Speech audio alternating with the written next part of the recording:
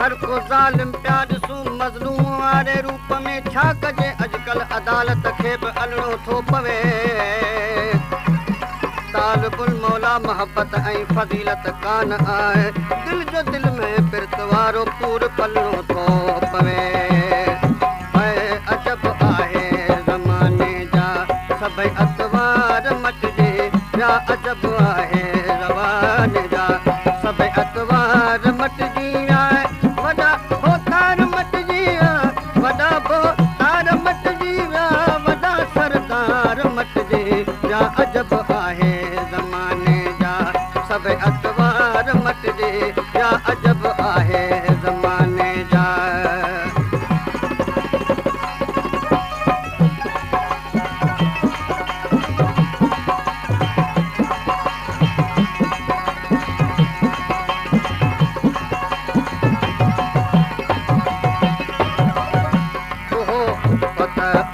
हुआ तहज़ीब काने का वो अखलाक हुआ उल्फत हुआ तहज़ीब काने का ग़रीबन में अञा कुछ आए ग़रीबन में अञा कुछ आए पर ज़रदार मटिजे विया अजब आहे ज़माने जा सभई अतवार मटिजे विया अजब आहे ज़माने जा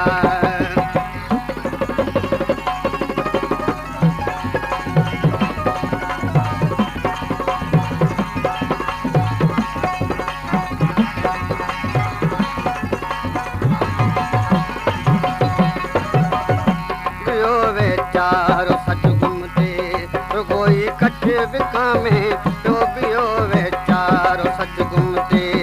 रुगोई कठ विकामे पियो लॾे विया वीर वापारी लॾे विया वीर वापारी ऐं ख़ुदि वापार मटिजी विया अजब आहे ज़माने जा सभई अतवार मटिजी विया अजब आहे ज़माने जा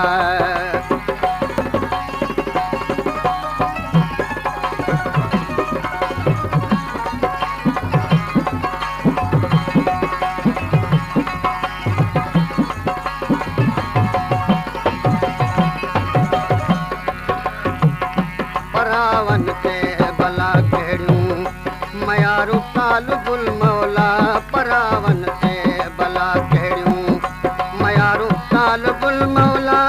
नंढपण जाई सादी नेठ नंढपण जाई सादी नेठ कारावार मटिजी विया अजब आहे ज़माने जा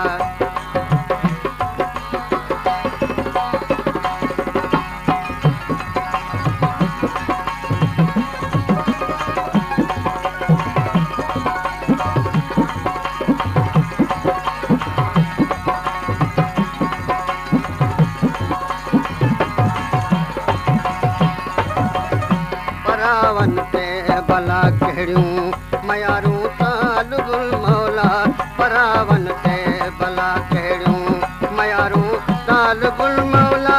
नंढपण जाई सादी नेठ नंढपण जाई सादी नेठ कारावार मटिजी विया अजब आहे ज़माने जा सभई अतवार मटिजी विया अजब आहे ज़माने जा सभई अतवार मटिजी विया वॾा बोतार मटिजी विया वॾा बोतार मटिजी विया वॾा सरदार मटिजी विया अजब आहे ज़माने जा सभई अतवार मटिजी विया अजब आहे